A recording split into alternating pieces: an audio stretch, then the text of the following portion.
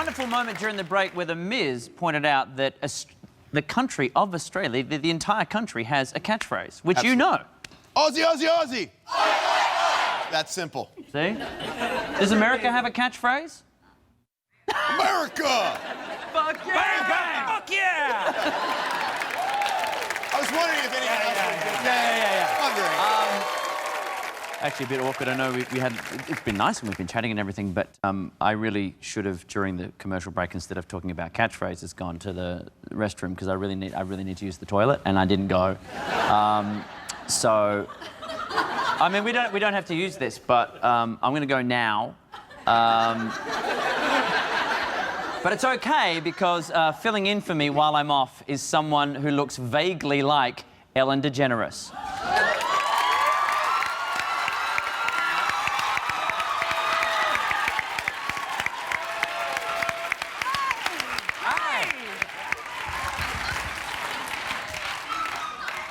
Okay, Sarah. Yes.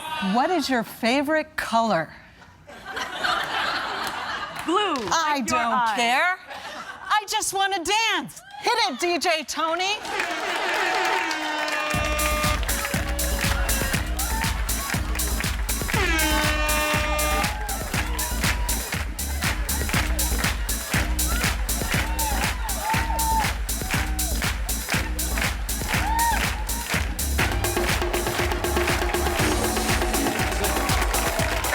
Was it?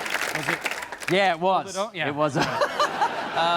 Rainn, I'm surprised you could have offered tips. You've been doing some interviewing lately, I've noticed on your Soul Pancake show. But you've been getting people into a van. Is it your van? It's my van, yeah. I have a 1976 Chevy van, and I have this website, soulpancake.com, and now we have a YouTube channel, and we produce content. It's kind of a production company. And so I've always wanted to do a talk show, and I thought, well, why not? Hands off, Wilson. I'm gunning for your job, Rove. Yeah, so it's a mobile talk show, so I can drive to the guests, and then they get in the back, and we have, and then I fiddle with them. But that talk show. You have very interesting ways of getting people into your van. Yes, I do. Yeah. Sometimes I bludgeon them. Anything it takes to get them in the back. But we've had some great guests. I've wrestled Deepak Chopra. Yes. In the back of the van. You weren't kidding about that? I'm totally serious. He goes, I'm a lover, not a fighter. And then I tackled him. And we've had some great guests. It's been really a lot of fun. It's hard what you do. I have such a great appreciation for what you do. Well, thank you very much. Not what you do. Oh, but just the other people. Yeah. In theory. Yeah. Well, Miz has just taken up doing a talk show on WWE programming, Miz TV. So far, going very well. You've had your set trashed, and then you got your ass handed to you by a pale Irishman. Thank you very much, bro. Really appreciate it. So, Sounds going like well another so Dan the far. Walking Dead. Well, it's been going great, because I look at it like a train wreck, all right? People love train wrecks. You know Jerry Springer, you know Jersey Shore. Those are rating spikes. That's all I look for. So people want to trash my set, go ahead. It's must-see TV. Would you ever, you should invite some of these people into a van, maybe. You could get invited into Rainn's van. Yeah. Do you Really? come in the back of the van with me? Would you like to come into the back of my van?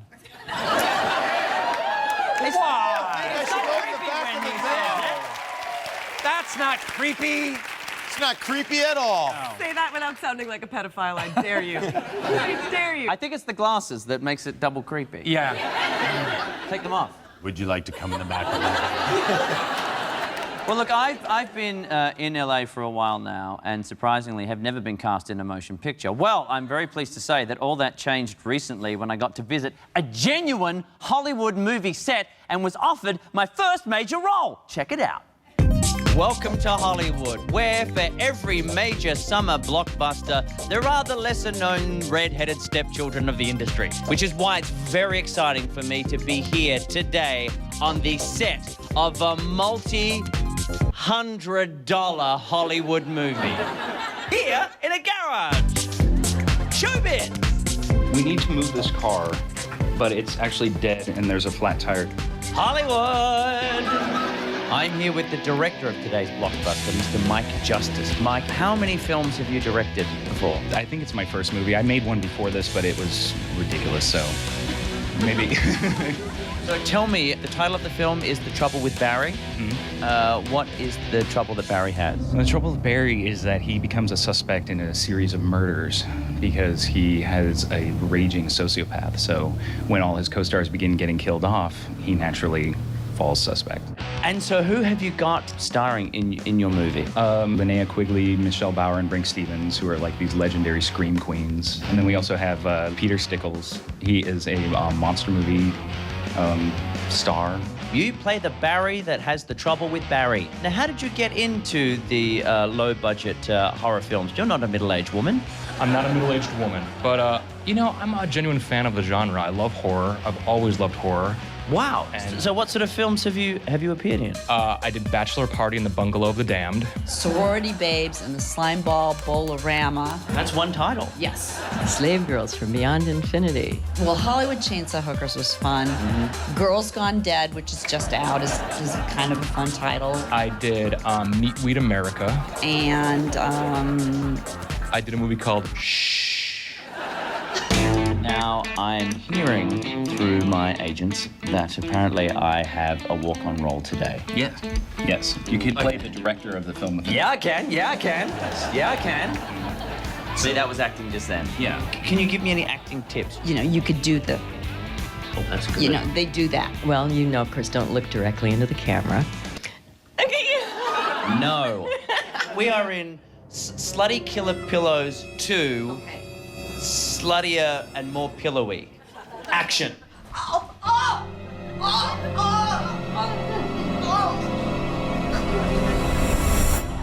Okay. Most Hollywood movies have hundreds of millions of dollars worth of budget. What's your budget for The Trouble with Barry? $4,000?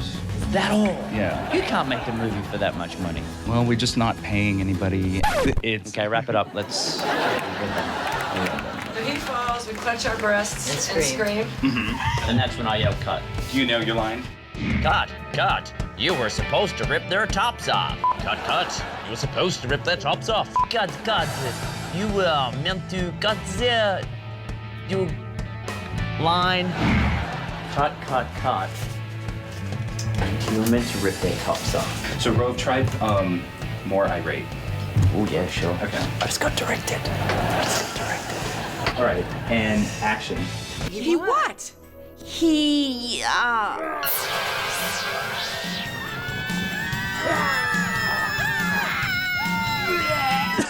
Cut, cut, cut! You're meant to rip their tops off! On a scale of 1 to 10, 10 being Oscar-worthy and 1 being pretty awesome, how did I do? 11. Wow. I think you brought it, man. And there's very little I would change. And I brought it in a hat. Is there an award for best Australian playing a director in a B-grade movie? never been done. Well, let's create that, because I like my chances. Thank you. Thank you. My first Igor Award, Best Australian playing a director in a B-grade movie. Thank you very, very much. A real shock, even though I was the only nominee. Thank you to Barry for having the trouble to begin with. Oh, the music. Yeah, no, music's good. To my castmates, whatevs. And to my wonderful wife, Tasma. I'm sorry I didn't invite you, but I had a +1 and I really wanted to meet Alice Cooper. So thank you very much. This means everything.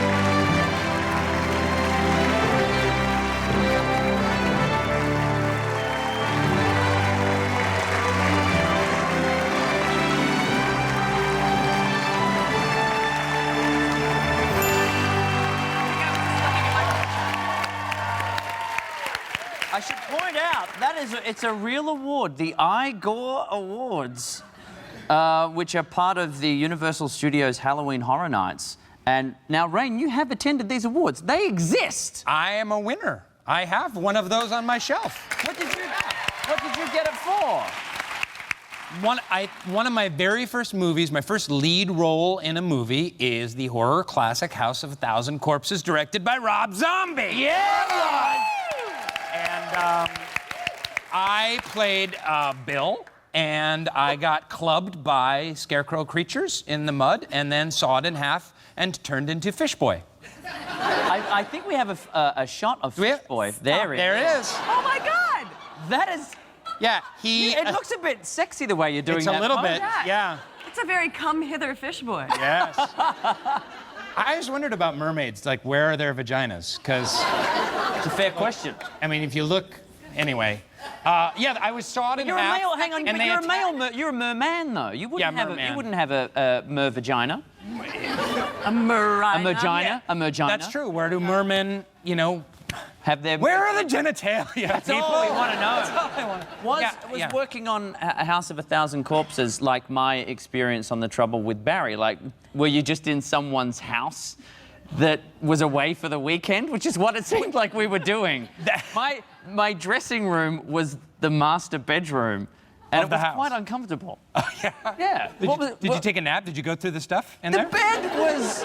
It was. I don't know whose house it was, and I'm sorry if you're watching, but it was, It was like Barry's. It was Barry's house. But yeah, there was. No, we had a little bit more budget for House of a Thousand Corpses, and we shot it on the Universal lot and stuff, but it was freaky. I mean, we had dwarves and giants and fetuses in jars, and it was crazy. And the night itself is quite exciting, isn't it? Like going out. Like I enjoyed going to the Igor Awards. They're real awards, and you Yeah. have like there's lots of famous people from the horror realm. And horror fans are the biggest, baddest, assest fans of all time, even more than wrestling. I mean, they go crazy. Whoa. Yeah. Now, Sarah, have you experienced that with fans who come up to you having started on The Walking Dead? It's not quite horror, but it sort of falls into that genre a little bit. We land in Comic-Con land, which is something special. It really is. Like, I was new to the subculture. I'd never seen a horror movie. I'm sorry I missed Night of a Thousand Corpses. House of a Thousand. Oh, sorry. I'm sorry. But no.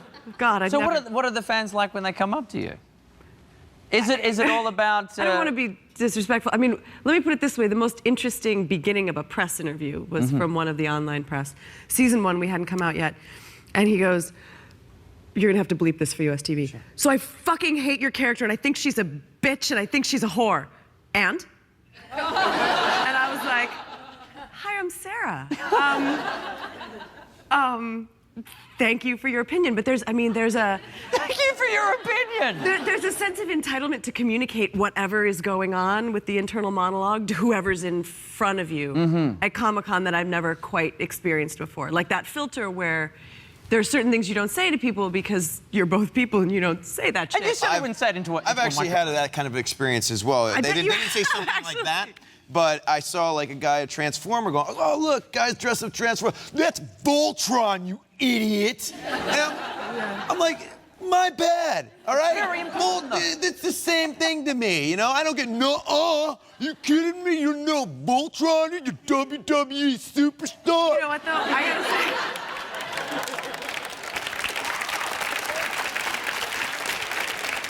I gotta say, though, one of our cast members, somebody walked by, and I was like, "Oh my gosh, that's so cool." They were in some Star Wars costume. He goes, "Oh my God, it's a stormtrooper." I was like, "Dumbass, that's a Jawa. What's the matter with you?" Like, Oh, that's a we big all have our mistake. it's a huge mistake. Jawas are little. You can't see them. The little bright eyes. But it's, you know, It's like when people call him a castle in chess. It's a rook, dumbass. Am I right? If I had $1 for every time. All right, well, we're going to take a break. We'll be back with more award-winning. Actually, I should point out, when we come back after the break, you will see my red carpet experience walking into the Halloween Horror Nights Igor Awards last week. We'll be right back after.